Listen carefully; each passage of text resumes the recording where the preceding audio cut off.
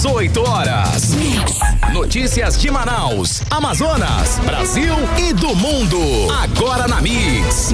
Muito boa noite para você, sintonizado aqui em 100,7. Já começo agradecendo a sua companhia, a sua audiência. Estamos juntos a partir de agora até às 7 da noite, aqui no 18 horas. 18 horas.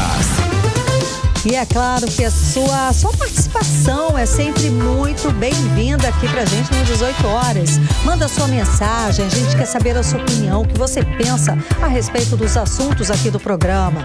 Manda o seu zap para o 994-887-592. E está valendo também a sua participação para você que nos acompanha ao vivo pelo YouTube. Manda a sua mensagem de texto. 18 horas. E vamos aos destaques de hoje. Amazonas é destaque no ecoturismo mundial. Os parques nacionais de Jaú e Anavilhanas são os mais visitados.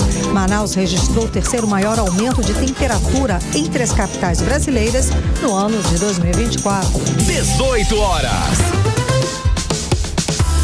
Esses e outros assuntos, os destaques desta segunda-feira, a partir de agora, para você no programa 18 horas de hoje, segunda-feira, 20 de janeiro de 2025. 18 horas. E hoje abrimos o programa 18 horas falando da tragédia que abalou Manaus nesse fim de semana.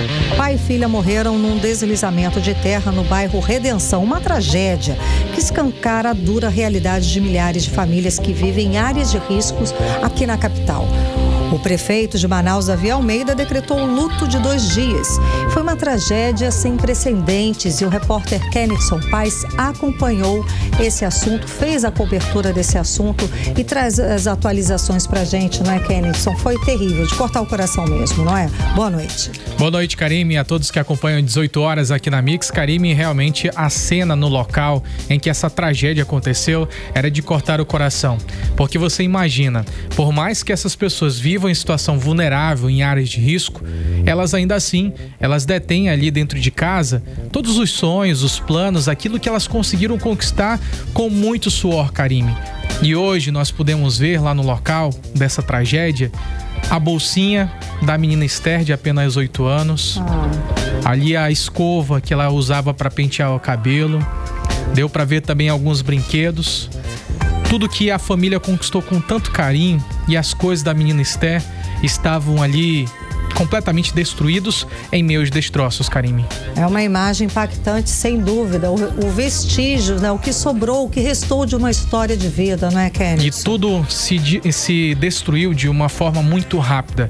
Foram apenas alguns segundos que os moradores ouviram o primeiro estrondo das terras caindo em cima das casas, e aí pouco tempo depois as famílias já estavam extremamente arrasadas, abaladas com o que tinha acontecido, e o pior, uma família inteira, Karime, acabou sendo soterrada. Foram o quê? Depois de quase 10 horas de buscas, os corpos de Jefferson Araújo, de 30 anos, e da pequena Esther Amorim, de 8 anos, foram encontrados. Isso ainda ontem à noite, estavam soterrados. E parece que o pai estava abraçado, encontraram o pai abraçado com a filha. Exatamente, Karime. Nessa fase inicial das buscas, do salvamento, as equipes se concentraram para ajudar aquelas vítimas que estavam visíveis. Então tinha uma vítima que era inclusive a esposa, Juliana Amorim, a esposa do Jefferson Amorim. Ela tem 27 anos. A Juliana, ela estava visível, estava debaixo dos escombros, assim também como o Matheus. O Matheus, ele tem 16 anos, é um adolescente de 16 anos. Ele estava com a perna praticamente toda debaixo dos escombros, Karime. E essas 2 vítimas foram as primeiras a serem resgatadas. As pessoas que estavam por lá tentavam ajudar de todas as formas. As pessoas ouviam os gritos de desespero, os gritos de pânico, algumas pessoas pedindo ajuda, corram aqui, venham nos ajudar. A gente inclusive esteve lá no local e a gente conversou com a dona Jucineide da Silva Almeida, ela que é moradora da região, teve a casa também danificada, e ela conta pra gente agora detalhes de como foi esses momentos de terror, como foram esses momentos em que os moradores ficaram extremamente abalados. Vamos ouvir agora a dona Jucineide da Silva Almeida, que traz mais detalhes pra gente. Sim, foi tudo muito rápido, o estrondo foi rápido, não deu questão de minuto, não deu um minuto não, foi rápido, foi tipo um trovão, um temporal que foi rápido, não deu tempo de salvar nada, de sair correndo, eu queria sair correndo, mas eu pensei que o meu filho estava no quarto dele e eu fiquei para salvar meu filho nos escombros, entendeu? E se a casa caísse, ia cair para cima de mim, ia me matar, mas eu queria salvar meu filho, como eu salvei, com a graça de Deus e com a ajuda do meu vizinho. 18 horas. Pela voz da dona Jucineide, dá para nós termos uma noção do quão desesperador pode ser essa cena. Ela estava dentro de casa, acompanhada da família, e aí, de repente, quando ela ouve aquele estrondo muito forte, ela ouve o filho dela pedindo socorro em um dos quartos. Na hora que ela chegou nesse quarto, toda a parte da parede do quarto caiu em cima do filho dela. Até mesmo a cama em que ele estava deitado ficou completamente coberta pelos escombros. E esse homem, acompanhado da namorada dele, estavam nesse quarto. Então essa moradora, junto com vários outros vizinhos, foi quem conseguiram ali retirar os blocos de concreto, blocos grandes, Karime, de aproximadamente 1,5 metro por 50 centímetros. Você pode imaginar o quão isso é pesado. Então foi necessária a ajuda de vários moradores que se mobilizaram para poder ajudar nessa situação. E essa mulher desesperada pedia socorro para todos que podiam ajudar. Sim. Então foram momentos extremamente desesperadores, Karime. Eu imagino. Agora, Kennedson, a gente sabe que num primeiro momento a Defesa Civil atribuiu a tragédia a uma ligação clandestina de água que comprometeu a encosta do barranco e infiltrou, imagina, anos e anos ali infiltrando.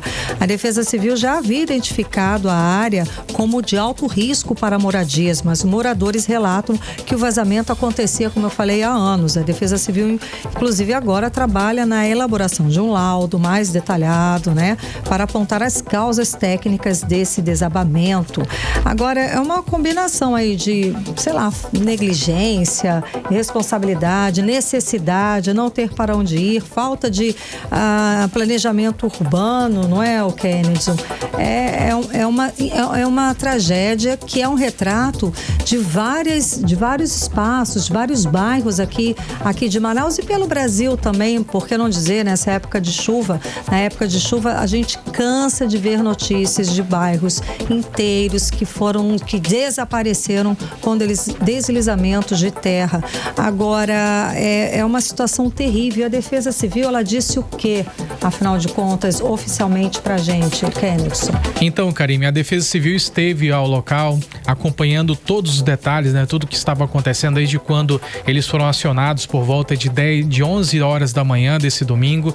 Eles acompanharam todo esse processo de atendimento a essas vítimas, de isolar as áreas de risco. A gente, inclusive, conversou com o José Mendes, ele que é diretor de operações da Defesa Civil, e ele traz pra gente agora o que a Defesa Civil fez até esse momento. Vamos ouvi-lo. Ontem foi um trabalho grandioso devido a essa chuva. Foram 42 ocorrências, tendo em vista essa aqui mais grave do que todas, né? Que houve esse deslizamento de barranco, vindo aí a óbito o pai e a filha. Resgatamos 3 pessoas, né? Uma sequelada com parte dos pés sequelado, né? E a gente fez um trabalho simultâneo. Graças a Deus, o prefeito acionou todas as secretarias, CEMIF, CEMAS, Defesa Civil, CEMUSP, e agora está a habitação com a gente aqui nesse momento, fazendo um trabalho simultâneo para dar resposta imediata, né? E aí a gente não queria que acontecesse o óbito, né? A gente fez de tudo, trabalhou em conjunto com o Corpo de Bombeiro. Quero aqui parabenizar o Corpo de Bombeiro, mas não foi possível. 18 horas. Agora, infelizmente, né, essa fala não foi possível, com certeza.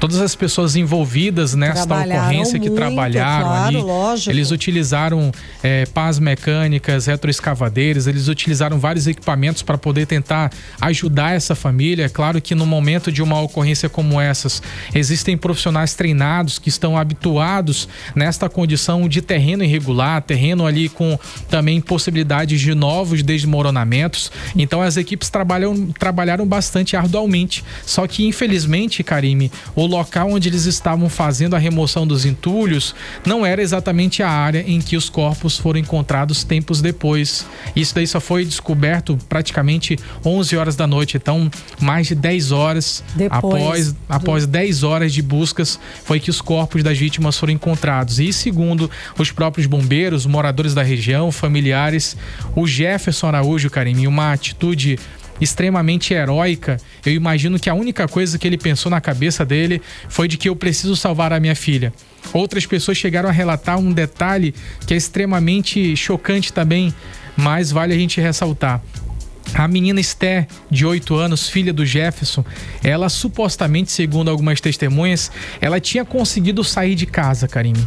Ela estava correndo ali por conta das pessoas gritando para ela sair de casa, ela correu. Só que ela viu o pai em casa, Karime. Ela voltou. Ela voltou na tentativa de salvar o pai. Ai, e naquela hora, a gente sabe que foi tudo muito rápido. Desmoronou tudo. Exatamente, desmoronou tudo. E o Jefferson, a única atitude dele que ele teve foi de abraçar. Ele ficou abraçado. Tanto é que a vítima estava de bruços. O Jefferson estava de bruços. Então ele jogou o corpo em cima da Esther para assim, todo o entulho cair nas costas dele. Mas infelizmente eles acabaram sendo soterrados, ficaram aproximadamente ali 50 centímetros abaixo de um barro molhado, pesado. E essas vítimas não conseguiram sobreviver. A prefeitura, Karime, identificou ali mais de 80 casas que elas precisam ser evacuadas da área desse desmoronamento. E aí deixou esses 2 mortos no último domingo. Lá naquele bairro Redenção, zona centro-oeste de Manaus, várias casas estão naquelas mesmas condições. E a prefeitura confirmou, Karime, ressaltou ali que todas essas famílias, elas vão ser cadastradas para o auxílio aluguel e também vão ser retiradas do local. É o que contou o secretário municipal de habitação, Jesus Alves. Vamos ouvi-lo. Nós estamos realmente envolvidos e sendo solidários às famílias que, primeiro, que estão enlutadas e as outras que estão meio que assustadas, desesperadas com a possibilidade de ocorrer algo semelhante. Então a gente vai fazer o cadastro de todas essas famílias e ofertar o auxílio aluguel para que possamos retirá-la dessa área de risco, de extremo risco iminente, inclusive. 18 horas. Kennedy, o negócio, a situação agora é emergencial e tirar essas pessoas dessas áreas de risco, a gente sabe, estamos num período de chuva e vai só piorar daqui para frente, não é? Esse auxílio, o auxílio aluguel é de R$600 para os desabrigados e o governo do estado também anunciou que essas famílias afetadas vão ser contempladas no programa habitacional Amazonas Meu Lar. Mas será que vai ser o suficiente? Porque a gente está atendendo a uma parte dessa população que vive em situação precária em área de risco. Nesse caso lá da Redenção, Karime, essa área habitada por esses moradores ali, mais de 80 casas, conforme a prefeitura mencionou, o secretário ali de habitação mencionou que aquela área ela foi habitada há praticamente mais de 10 anos. No entanto, a família do Jefferson, Karime, a família do Jefferson que vivia lá há bastante tempo, disse que na realidade eles estavam lá mais de 20 anos e que aquela área tinha sido habitada pelo pai do Jefferson e aquela casa era uma herança da família. Infelizmente, com o passar do tempo, a área foi sendo habitada de forma muito progressiva, aumentou muito o número de casas naquela região e o solo acaba comprometendo, Karime. Irregular, é uma forma irregular de habitação, claro, a gente sabe que tem esses prejuízos. Isso cabe também, Karime, a gente ressaltar a importância dos órgãos fiscalizadores de monitorar essas áreas de risco, porque assim... Não pode deixar crescer tanto. Exatamente, e a gente sabe que esses crescimentos geralmente eles são desordenados, na realidade a maioria são desordenados, então a gente sabe que não tem uma infraestrutura para as ruas, não tem estrutura para esgotos, geralmente essas áreas habitadas de forma irregular são em áreas onde tem igarapés, onde tem áreas que a gente rapidamente com uma chuva básica pode transbordar, então esses são problemas recorrentes, então com isso é necessário mais fiscalizações também para otimizar essas situações em nossa capital do estado do Amazonas, que a situação tá difícil, Karime, ainda mais nesse período agora. Tá só começando o período de chuvas, a gente sabe que tem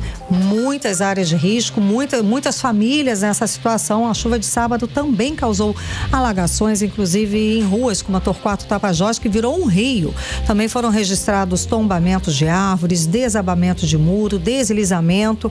O Centro de Cooperação da cidade informou que atendeu 21 chamados durante o período, mas o urgente agora nesse período de chuva é tirar essas pessoas de áreas de risco e oferecer alternativas dignas e seguras para que elas se abriguem, não é? Com certeza, Karime. A gente não pode agora ficar tratando essas tragédias como uma fatalidade, acidentes isolados. Algo pontual, né? Com certeza. A responsabilidade ali já está posta e as autoridades elas precisam agir para que essas famílias não sofram esse mesmo destino que aconteceu com o Jefferson e com a pequena Esther de apenas 8 anos, Karime. Sem dúvida, Kennedy. E fica aqui a nossa solidariedade às famílias afetadas, nosso compromisso de continuar cobrando soluções reais para esse problema que assola a nossa cidade, porque assim não dá mais para continuar. Você está ouvindo 18 horas. Agora em Manaus, 6 horas e 23 minutos, você segue acompanhando os destaques do dia aqui no 18 horas. E o Amazonas lidera o ranking de insegurança alimentar entre crianças e adolescentes. O fato, essa notícia foi destaque aqui no 18 horas. E que a gente mencionou que o estado do Amazonas é o segundo com maior índice de insegurança alimentar entre as crianças e adolescentes no Brasil, de acordo com um estudo recente do Unicef, não é, Kennedy? Exatamente, Karime. Segundo o levantamento feito em 2023, mais de 55% da população de 0 a 17 anos enfrentava algum nível de insegurança alimentar. Um dado alarmante que retrocede ao cenário de 2013. E o que isso significa na prática? Milhares de crianças e jovens sem acesso regular a alimentos adequados para o seu desenvolvimento. A repórter Odinei Araújo volta a falar sobre o caso, sobre esse assunto, que trazendo mais detalhes pra gente, a gente vai acompanhar agora. Segundo o levantamento do Unicef, entre 2018 e 2023, o número de crianças em insegurança alimentar no Amazonas diminuiu, mas ainda existem mais de 1 milhão de pessoas nessa condição. E em 2023, a insegurança alimentar no Amazonas voltou ao nível de 2013. Com isso, o Amazonas passou de primeiro para segundo lugar no ranking da insegurança alimentar, ficando atrás apenas do Pará. O estudo também mostra que de 2013 a 2018, a insegurança alimentar aumentou muito em todos os estados, especialmente nas regiões Norte e Nordeste, com o Amazonas, Pará e Amapá registrando as taxas acima de 70%. No Brasil, entre 2017 e 2019, a privação de direitos entre crianças e adolescentes diminuiu lentamente. Já entre 2019 e 2023, a situação melhorou um pouco, mais rápido, com a redução da privação extrema, que caiu de 23,9% para 18,8%. O estudo também destaca grandes diferenças entre as regiões do Brasil. Em 2023, em 6 estados, mais de 80% das crianças estavam privadas de direitos básicos. Esses estados estão no Norte e no Nordeste. Em contraste, no Sudeste e no Distrito Federal, o número de crianças nessas condições é menor, abaixo de 40%. Isso mostra as grandes desigualdades no acesso a serviços essenciais como saúde e educação, dependendo da região do país. Odinei Araújo para o 18 horas. Você está ouvindo 18 horas. Política. E seguimos falando sobre os bastidores da política local com Cíntia Blink, que já está aqui ao vivo com a gente no 18 horas. Cíntia, boa noite. Então, o deputado Paulderney Avelino, ele vai assumir a vice-liderança do União Brasil na Câmara, não é isso? É isso. Boa noite, Karime. Boa noite, Kennedson e todo mundo que está com a gente na 100.7. Olha só, o Paulderney Avelino, ele é a pessoa que mais vai e volta da Câmara, do ano passado para esse. Ano passado, na verdade, ele, apesar de ter ocupado, ele era suplente, né? Ele é suplente no União Brasil e ele entrou no lugar do deputado Fausto Júnior, que saiu ali para assumir uma secretaria no governo do Amazonas. Depois, no fim do ano, ele retorna à Câmara. Paulderney sai, então, da cadeira de suplente, né? De suplente não, suplente é onde ele foi parar novamente, mas de deputado. E agora a gente teve ali o deputado Saulo Viana, que sai também da cadeira de deputado, pede uma licença e vai assumir uma secretaria no município. E aí Paulderney retorna. E Paulderney não só retorna como vice-líder do União Brasil. É uma reviravolta, é muito plot na vida de Paulderney Avelino que está acontecendo, e ele começa esse 2025 como vice-líder do União Brasil. O União Brasil, ele é o terceiro partido maior dentro da Câmara dos Deputados, com um total de 59 parlamentares. Quando a gente fala que ele é vice-líder, a gente está falando de um cargo ali muito estratégico e operacional, porque ele pode participar do colégio de líderes, das reuniões de colégio de líderes. Então ele está numa posição de discutir mesmo o que aquele partido vai orientar, por exemplo, os deputados em uma votação, participar de comissão. Ele pode representar o partido em diversas situações ali. É uma situação que nos ajuda, né? Especialmente quando a gente lembra que a nossa bancada é pequena, são 8 parlamentares. E o Amazonas tem questões importantes, como por exemplo a Zona Franca de Manaus. Ano passado, o Paulderney foi importantíssimo durante discussões sobre Zona Franca de Manaus. Ele se fez muito presente, ele estava muito ativo em todas essas discussões, realmente se posicionou e foi importante pra gente. Ele participou de toda a discussão até a aprovação da reforma tributária lá pela Câmara dos Deputados, e agora retorna dessa vez como vice-líder do União Brasil. Blink, o que acontece se o Saulo retornar, né? Ele tem que deixar o cargo de deputado, mas não há previsão disso acontecer por agora, até porque Saulo Viana também está numa posição super estratégica para ele, né? O cargo dele na Secretaria de Assistência é muito importante para quem quer manter um mandato ou até mudar aí de cargo, e 2026 no mundo político já está aí. Agora, Blink, falando aí em reviravoltas, tô sabendo que o vice-governador Tadeu de Souza já está se preparando ali para assumir o governo do Amazonas. Ele está decidido mesmo ali em criar a marca própria como uma liderança política, Blink? Olha, o que se fala nos bastidores é que sim. E olha que Tadeu de Souza nem é um nome tão popular. Quando a gente fala Tadeu de Souza publicamente, a gente sempre tem que explicar, gente, ele é o nosso vice-governador do Amazonas, porque muita gente não está sabendo. O governador é o Wilson Lima, o vice é o Tadeu de Souza. E ele chega lá por conta da união, né, de outrora entre o Wilson Lima e Davi Almeida, que era muito forte, e aí havia um acordo. Em 2022, Davi apontou quem seria o vice do Wilson, e em 2024 seria o Wilson quem apontaria o vice de Davi Almeida, mas antes que isso acontecesse, teve uma desunião, né? Teve ali um rompimento nessa dupla Davi e Wilson, e não houve essa indicação do Wilson. Na verdade, ele veio com outro candidato, que foi Roberto Cidade e tudo mais, que a gente já sabe. Mas aí, Tadeu de Souza tem essa oportunidade de virar governador. Por quê? O Wilson Lima, lá em abril de 2026, ele precisa sair do cargo, caso ele queira disputar ou para deputado federal ou para o Senado. Fala-se muito sobre ele disputar o Senado, que seria o caminho natural. Normalmente, quando você já foi governador, né, então você já é considerado um político experimentado, ainda que o Wilson não tenha anos de política, mas é um cargo que te promove a esse lugar que pode chegar no Senado. O Senado é uma casa mais de gente que teve que viver muito. Gente grande, digamos assim, de muitos votos.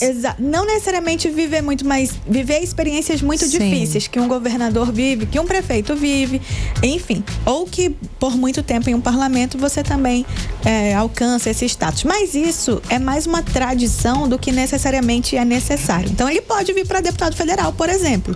Seria estranho, mas ok. O que acontece? Se ele precisar sair para o Senado, em abril ele tem que deixar de ser governador. Quem passa a ser governador? O vice, Tadeu de Souza. Só que Tadeu, como qualquer outro, tem a oportunidade de disputar para ser governador eleito e não só tapando um buraco ali porque o Wilson Lima saiu.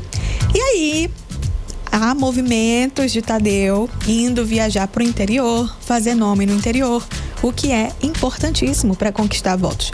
No caso do Tadeu, é um desafio grande, sim, porque além de conquistar o interior, ele tem que conquistar a própria Manaus, que não conhece ele, que não faz ideia de quem seja Tadeu de Souza. É só um público muito que acompanha a política que sabe quem é o Tadeu, mas a massa não conhece, a maioria das pessoas não sabe quem é Tadeu. Muita gente, inclusive, atenta aos jornais e não sabe exatamente quem é o Tadeu. Então é um desafio gigantesco. E isso implicaria em uma quebra com acordo com Omar Aziz, que atualmente é senador, mas publicamente se sabe que ele quer ser governador. Não é algo que ele esconde, ele fala isso em entrevistas. E o acordo entre Davi e o senador Omar Aziz envolve esse apoio. Então, como o Tadeu faz parte do grupo Davi Almeida, se ele abre essas asas para tentar o cargo de governador, a gente pode destacar aí uma traição. Por enquanto, ela tá só em potencial. Vamos ver o que acontece. E outra coisa que pode acontecer é o Wilson não sair. O Wilson terminar o mandato e aí a gente não vai ter o Tadeu governador no período em que o Wilson sairia para fazer campanha. Aí ele pode, claro, tentar ser eleito, isso aí todo mundo tem direito. Mas o que a gente sabe é que ele está andando pelo interior e que 2026 tá bem aí. 2026 já está aqui, né, o Blink. Blink, vamos agora para o Tribunal de Contas do Estado. A presidente Yara Lins parece que ela vai continuar apostando nas blitzes como ferramenta de auditoria. É isso, blitz do TCE é uma forma moderna aí de fazer as auditorias. Então, detecta ali uma possível irregularidade, alguém faz uma denúncia, o TCE de alguma forma é acionado. E aí, por conta dessa blitz, por conta de ter ferramentas mais modernas, ele consegue na mesma hora fazer uma notificação, informar o alvo daquela denúncia de que ele tem que, enfim, ou ele tem que pagar alguma multa, resolver de alguma forma, ou ele tem que sanar alguma situação ali, né? Foi verificado tal coisa, ou ele vai dar explicações sobre aquilo, ou ele é punido por aquilo.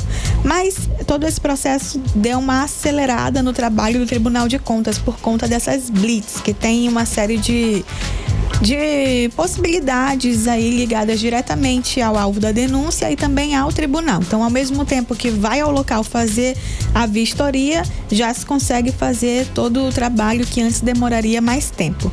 E aí, um dos resultados disso é o TCE do Amazonas servindo como referência para outros tribunais de contas, como por exemplo o do Tocantins, que veio ao Amazonas só para saber como funciona, aí, que como legal. que é feito, como que é implantado para implementar por lá também.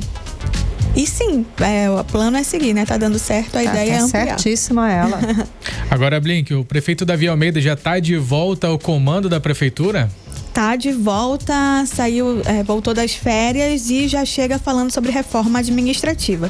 Ele chega com essa bomba, né, da questão do deslizamento, ele estava presente, ele apareceu junto com o Renato Júnior nesse ambiente, mas politicamente o que a gente tem de informação é sobre a reforma administrativa, porque tem coisa ainda para resolver. Então ele pretende ampliar secretarias de meio ambiente e clima, ele pretende também ampliar a defesa civil, ou seja, são dois caminhos aqui que mostram, né, a preocupação justamente com o que aconteceu sobre o deslizamento desse último fim de semana. Também pretende ampliar a área de agricultura e também do centro e comércio informal. Comunicação está na visão dele para ampliar, uma pasta que ele pretende ampliar, porque ele entende que a forma como é feito hoje ainda está muito ligada ao que seria um jornal impresso, e ele entende que a prefeitura tem muita coisa para informar, muita comunicação, e teria que modernizar isso. E também segurança, ele pretende ampliar a guarda municipal. Outra promessa de Davi Almeida para esse primeiro momento é ampliar o espaço do Dr. Thomas e Manaus Esporte. Aí ele fala também que vai ter contratação, sim, de novos guardas municipais. Então, olha aí. Só isso? Só isso tudo? Eu achei até muita coisa. Isso que eu ia falar, só isso tudo? Ele não deu exatamente um prazo de quando o que vai acontecer aqui, né? Mas a gente fica de olho nos próximos 3 meses, que há coisas que é possível fazer imediatamente, há coisas que necessita tempo, mas está nos planos de Davi Almeida ampliar essas áreas e fazer a contratação de novos guardas municipais. Não sei se teremos, provavelmente sim, né? Mas concurso pela frente. É o que parece, né? E é isso tudo. E mais alguma coisa. E é isso tudo e mais alguma coisa. Mas de qualquer maneira a gente vai acompanhando. Esse primeiro momento de Manaus, a gente já sabia, né, que teria chuvas e tudo isso, então acho que a dedicação a essa área aí para evitar que novos deslizamentos aconteçam, ou acontecendo que haja menos vítimas ou nenhuma vítima especialmente fatal, é a primeira preocupação que a prefeitura tem. Claro que ela não trabalha sozinha, ela com o governo, e não só isso, né, porque o governo federal também participa. ou deveria participar. E a gente teve, inclusive, notas, tanto da prefeitura, quanto do governo, quanto do presidente Lula. Ele fez uma nota que foi para a internet. Só que Lula tem que lembrar que ano passado veio por aqui uma comitiva da presidência e nada foi feito naquela área. Então, é necessário que saia só da nota, né? E sai do papel, né? Não é algo que dá para culpar uma pessoa, mas sem dúvida é um trabalho em conjunto que deveria ter acontecido e até agora não aconteceu. Por isso que a gente não chama de acidente, porque estava mais do que anunciado. É uma tragédia. E a gente está falando, tem outras tantas áreas de risco nesse período de chuva. É o que a gente espera, que essas instituições, que os governos, eles ajam rápido para que outras pessoas não morram em situação como essa. É isso. Eu volto com mais informação para você amanhã. Obrigada pelas informações, Blink. Até amanhã. 18 horas. E o governo federal estendeu por mais 90 dias a permanência de agentes da Força Nacional de Segurança no Amazonas para continuidade em ações de combate ao narcotráfico e aos crimes ambientais aqui no estado. A decisão foi publicada no Diário Oficial da União nesta segunda-feira, dia 20. O texto foi assinado pelo ministro da Justiça e Segurança Pública, Ricardo Lewandowski, que prevê que os agentes sigam atuando em apoio à Secretaria de Estado de Saúde Pública do Amazonas, nos municípios de Barcelos, Quari, até em 18 de abril. Isso porque essas cidades são pontos estratégicos usados por narcotraficantes para o transporte de drogas e outras atividades ilegais. Na região também é alvo dos chamados piratas dos rios, criminosos que costumam assaltar embarcações. 18 horas. Previsão do tempo. Segundo informações do Climatempo, para amanhã, a previsão é de chuva na parte da manhã. Fica melhor, o sol sai na parte de tarde e também de noite não há previsão de chuva, segundo informações do Climatempo. A mínima prevista é de 25 graus, a máxima pode chegar a 30 graus. As chances de chuva são de 70% e a umidade relativa do ar fica entre 71% e 97%. Você está ouvindo 18 horas.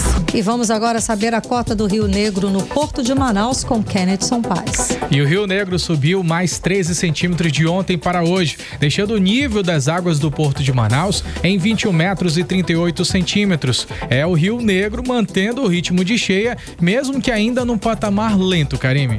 18 horas.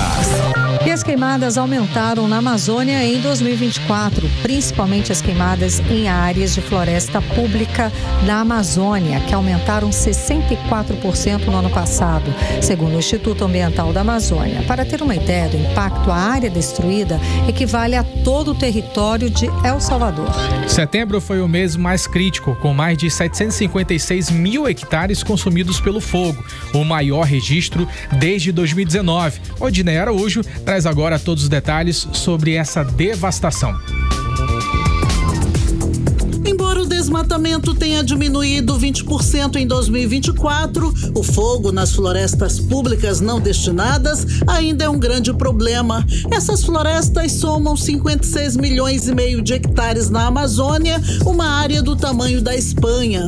As florestas não destinadas são aquelas que ainda não têm um uso definido. Elas não foram transformadas em reservas ou terras para indígenas ou quilombolas, o que as torna alvos fáceis para ocupação ilegal, desmatamento e incêndios. É o que explica a porta-voz do Greenpeace Brasil, Ana Clis Ferreira. Elas são áreas sob domínio estadual ou federal que ainda não foram destinadas. Elas não são terras sem dono, como ouvimos por aí, pois elas pertencem ao Estado brasileiro. Porém, não possuem ainda uma alocação específica. E sem destinação oficial, essas florestas foram os maiores alvos de crimes ambientais nos últimos anos. As queimadas em florestas públicas não destinadas estão diretamente relacionadas ao ciclo de ocupação ilegal, ou seja, a grilagem, que tem início com o desmatamento e prossegue com o uso do fogo para limpar as áreas, transformando-as em pastagem ou agricultura. Por causa desse processo, em 2024 aumentou em 64% a queimada nesse tipo de floresta, segundo o levantamento do IPAM, o Instituto de Pesquisa Ambiental da Amazônia. Foram mais de 2 milhões e 400 mil hectares destruídos pelo fogo nas florestas não destinadas uma área equivalente ao tamanho de El Salvador. O mês de setembro foi o pior para essas áreas. Foram mais de 756 mil hectares queimados, a maior área registrada desde 2019. A grilagem de terra, onde pessoas tentam se apropriar ilegalmente dessas áreas, continua sendo uma das principais causas da destruição. A ausência de uma destinação oficial para essas florestas, conforme previsto em lei de 2006, que trata da gestão de florestas públicas, torna essas áreas mais suscetíveis à grilagem e às queimadas, na avaliação da porta-voz do Greenpeace Brasil, Ana Clis Ferreira. Segundo ela, no caso das grilagens, muitas vezes a prática ocorre, inclusive, por meio do uso irregular do cadastro ambiental rural. Aproximadamente 30 milhões de hectares, os poucos mais de 50 milhões de hectares de florestas públicas não destinadas, estão sobrepostos aos registros de CAR de imóveis rurais. E mesmo com a redução de 20% no desmatamento em florestas públicas não destinadas em 2024, em comparação a 2023, muitas áreas já desmatadas em anos anteriores foram queimadas. O fogo é amplamente utilizado em áreas previamente degradadas como método barato e rápido de ocupação ilegal e transformação econômica da terra. As queimadas liberam grandes quantidades de carbono, agravando as mudanças climáticas e causando perdas significativas de biodiversidade. Esses impactos afetam não só a Amazônia, mas também a agricultura, o regime de chuvas e as comunidades locais. Mais de 20 milhões de hectares estão sendo alvo de grilagem, com pessoas registrando terras ilegalmente como privadas. Se essa prática continuar, o impacto ambiental será muito grande, com a emissão de bilhões de toneladas de gás carbono e graves consequências para o clima e a biodiversidade. Odneia Araújo para o 18 horas. Você está ouvindo 18 horas. E quem fez o Enem 2024 está de olho em uma vaga no ensino superior público, precisa ficar atento, tá?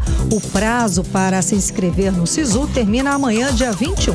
É o último momento para usar as notas do Enem e tentar uma vaga em instituições públicas de ensino superior por todo o país. Até agora já foi divulgada a primeira nota de corte parcial, que ajuda os estudantes a ajustarem aí as suas escolhas. É um momento tenso, né, Kennedy? Com certeza, Karime. Esse ano o SISU está oferecendo ali mais de 260 mil vagas com destaques para os cursos de licenciatura, que tem mais de 68 mil oportunidades. Esses cursos são impulsionados pelo programa Pé de Meia Licenciaturas e que oferece ali um auxílio de R$1.000 ali, na realidade 1.050 mensais a esses estudantes que se enquadram dentro dos critérios. E os estados com maior oferta de vagas são Minas Gerais, Rio de Janeiro, Bahia e Paraíba. E o melhor, a inscrição do SISU é gratuita, feita pelo Portal Único de Acesso ao Ensino Superior. E tem mais, o ProUni, que oferece ali as bolsas de estudos para instituições privadas, também abriu inscrições para a próxima quarta-feira, agora dia 24,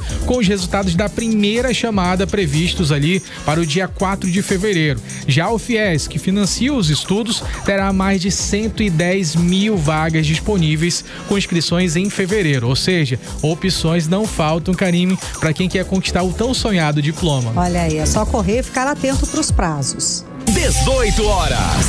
Agora em Manaus, 6 horas e 45 minutos, você segue acompanhando os destaques do dia aqui no 18 horas. E o Amazonas é destaque no ecoturismo mundial. Os parques nacionais de Jaú e Anavilhanas, aqui no estado, estão no topo das recomendações da plataforma Planeta Exo, que conecta aventureiros internacionais ao ecoturismo aqui no Brasil. Kennedson Paz explica pra gente por que esses parques nacionais oferecem que estão chamando tanta atenção desses turistas. A oportunidade de contemplar a natureza em seu estado mais puro é um dos principais motivos que encanta os visitantes. Além disso, os parques são um destino perfeito para quem procura aventura e contato direto com a natureza. Trekking, navegação pelos rios e caminhadas em meio à selva são algumas das atividades mais procuradas. E é claro que essas características magníficas da Amazônia não passaram despercebidas pela plataforma Planeta Exo, que destacou os parques nacionais do Jaú e Anavilhanas como os dois dos destinos mais impressionantes da Amazônia. Os parques estão entre os 11 mais recomendados.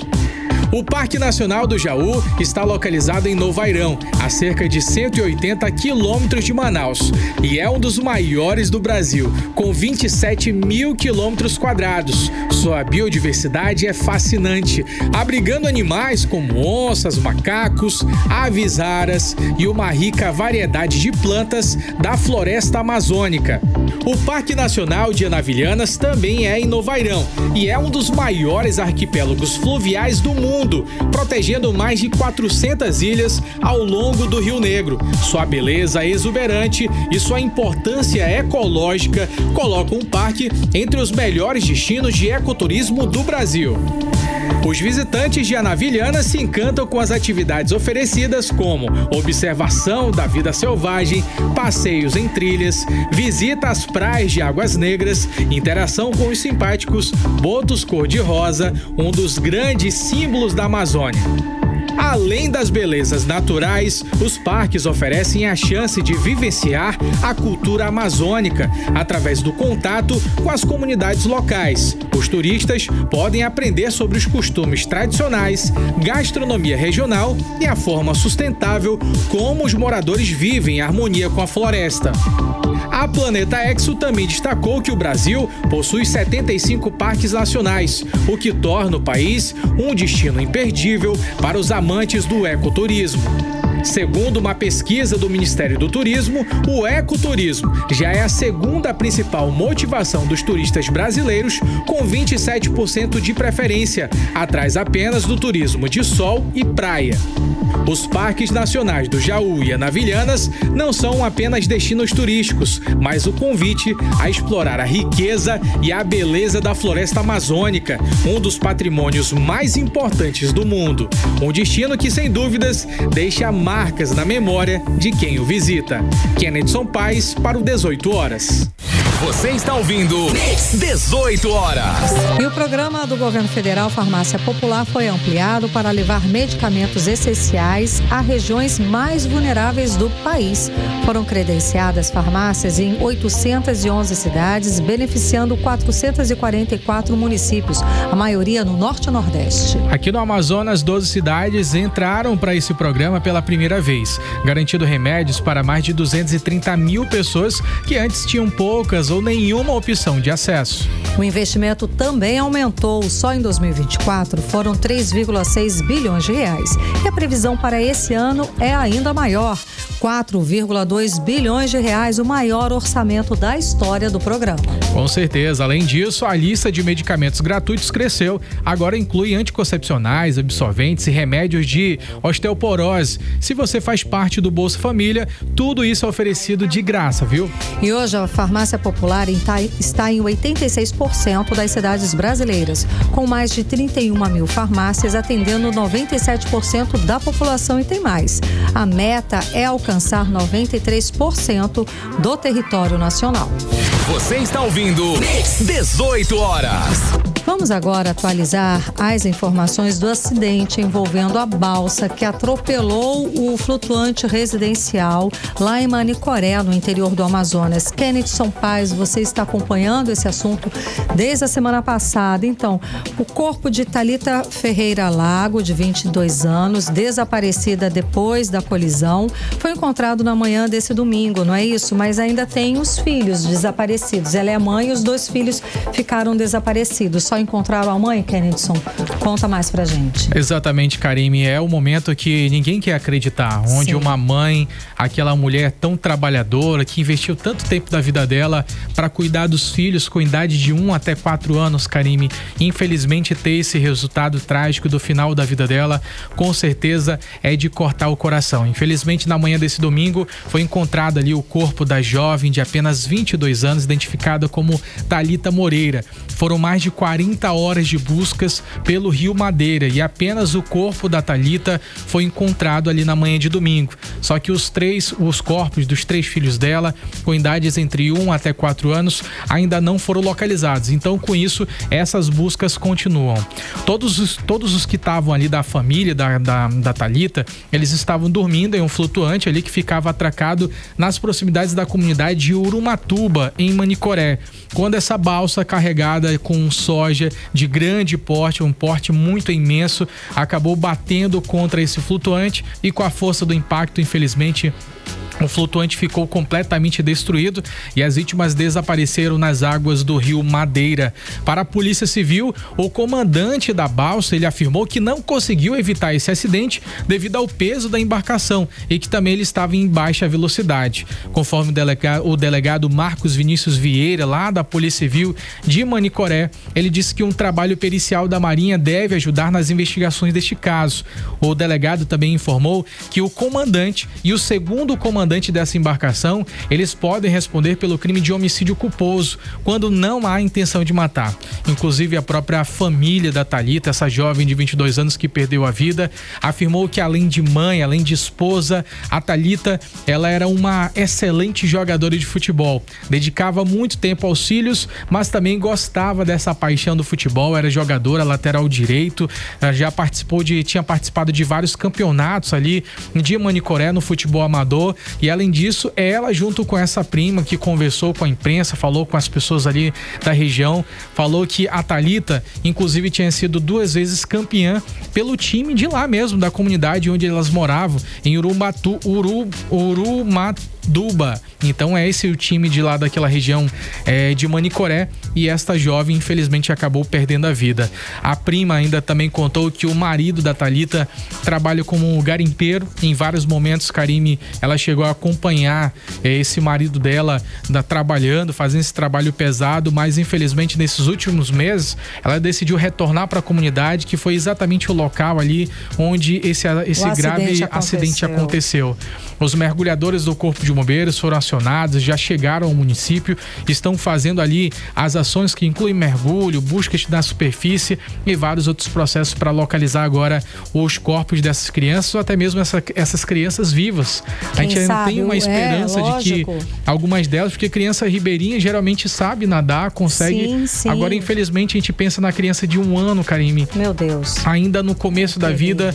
A gente quer que tenha a esperança, a fé, né? O objetivo. No melhor, sem dúvida. Exatamente. E a prefeitura lá do município de Manicoré emitiu uma nota dizendo que mobilizou todos os órgãos competentes, incluindo ali a equipe do governo, colocou o estado todo em alerta para oferecer todo esse suporte às equipes de busca e também para garantir a responsabilização dos envolvidos. A Marinha também disponibilizou vários equipamentos, aeronaves, navio da Marinha, além de lanchas também para auxiliar nesse processo. E como eu já mencionei, tanto o comandante como também o subcomandante da embarcação, eles podem responder pelo crime de homicídio culposo, Karime, quando não há intenção de matar. Agora, lembrando que não é o primeiro acidente registrado nesses últimos 30 dias. Exato. A gente sabe que em menos de 20 dias ocorreu um outro acidente muito semelhante lá nas proximidades do município de Codajás. Inclusive, uma lancha acabou ali sendo atropelada praticamente por essa embarcação de grande porte. É uma embarcação extremamente grandiosa e que traz ali um alerta para as autoridades para monitorar e saber se de fato uma embarcação daquele tamanho, ela realmente pode navegar por aquela área tão próximas, com leitos muito estreitos. Será que de fato isso é regular? Então é necessário mais apoio das autoridades para que essas fiscalizações possam acontecer e que outros casos não venham resultar em fatalidades como essas, Karime. Exatamente, obrigada pela apuração, obrigada pelas informações, Kennedson Paz. 18 horas. Economia. Vamos aos indicadores econômicos de hoje. O dólar fechou em queda de menos 0,4% aos R$ 6,04. O euro fechou em alta de 1,01% aos R$ 6.296. O Bitcoin fechou em baixa de 0,6% aos R$ 624.999. O Bovespa fechou em alta de 0,41% aos 122.855 pontos. A Caixa Econômica Federal começou a pagar hoje, Karime, a parcela de janeiro do novo Bolsa Família. Quem mora em municípios em situação de emergência ou estado de calamidade pública também recebe o Bolsa Família a partir desta segunda-feira, independentemente do número de inscrição social, o NIS. Exatamente, Kennedson. E a gente sabe que hoje foi um dia importante para a política do mundo. Hoje, Donald Trump assumiu assumiu pela segunda vez a presidência dos Estados Unidos.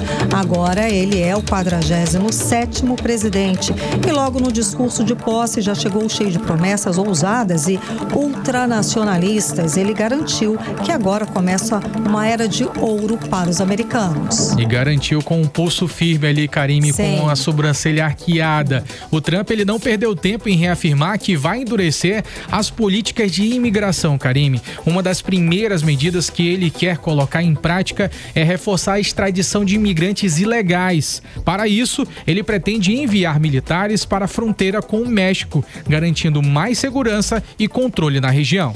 Essa é só uma parte das medidas anunciadas, viu, Kennedy?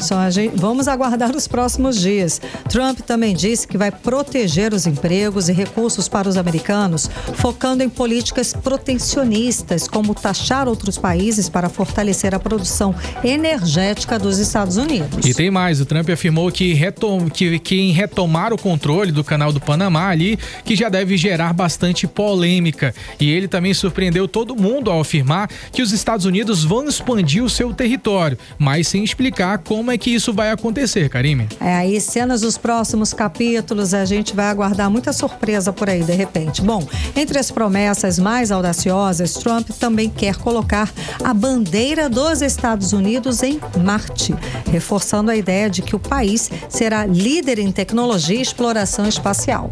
Trump também disse que vai acabar com a censura e restaurar a liberdade de expressão, que ele afirma está sendo ameaçada. Trump também disse que deixou bem claro ali o seu compromisso com os valores conservadores, dizendo que os Estados Unidos reconhecerão apenas 2 gêneros, masculino e feminino. Trump ainda aproveitou para alfinetar o governo de Joe Biden, claro, sem citar o nome do ex-presidente, mas criticando o que chamou de escuridão que os Estados Unidos viveram nos últimos anos.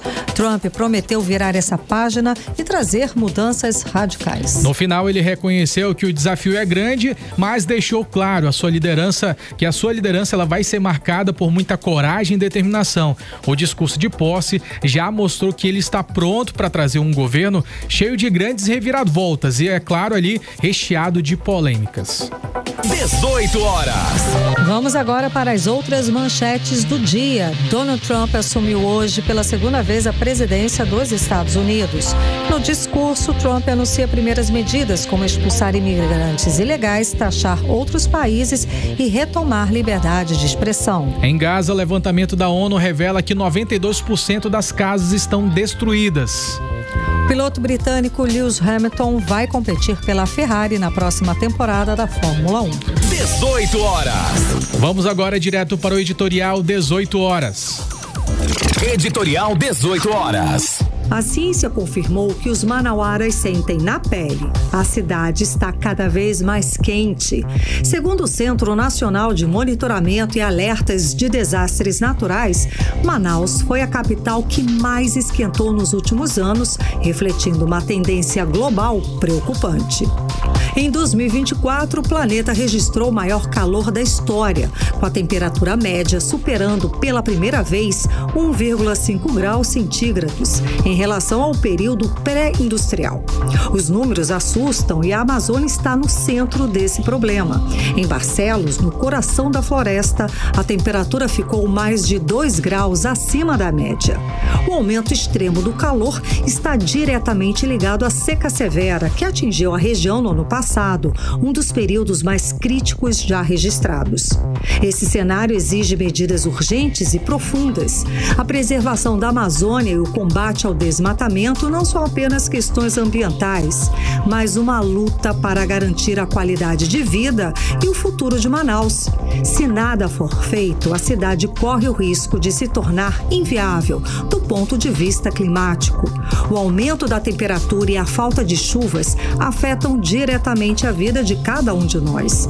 É um chamado à ação para governos, empresas e toda a sociedade. O equilíbrio ambiental não é mais uma escolha, é uma necessidade urgente para garantir a sobrevivência de Manaus e de seus habitantes. 18 horas. O 18 horas de hoje fica por aqui. Agradeço a sua companhia. Um beijo, boa noite, até amanhã. Boa noite, Kennedy Paz. Boa noite. Você ouviu 18 horas. As notícias do Brasil e do mundo. De volta amanhã.